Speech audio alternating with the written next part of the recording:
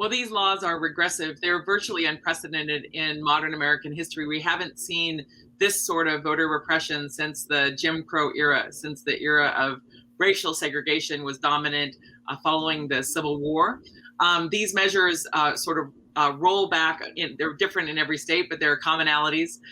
They make it harder to vote by absentee, even though those ballots are mailed to your own home and then mailed back from you.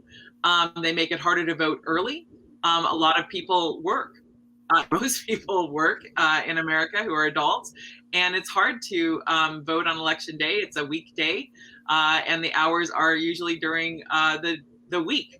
The days that the hours that people are working, and so being able to vote early is a big convenience. Some states like Colorado have had absentee voting for a long time. Other states like Oregon have had automatic voter registration. If you get a driver's license and you're a citizen, you're automatically registered.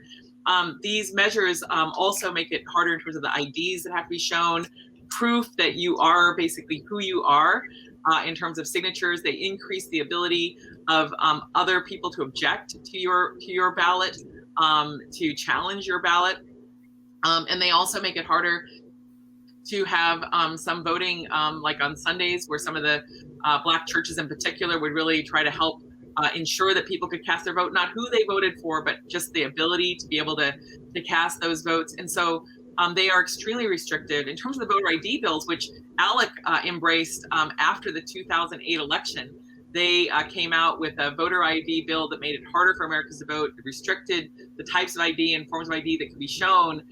That measure was actually voted on at an ALEC meeting in 2009 with the National Rifle Association as the co-chair of that meeting and voting in favor of those voter restrictions that then were pushed into state houses across the country before this most recent wave. Some of these bills, build on those measures as well to make it harder for Americans to vote.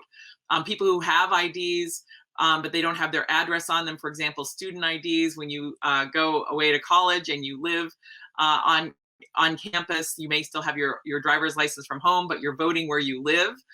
So it really is an assault on voting, particularly by voting by people of color and also younger voters.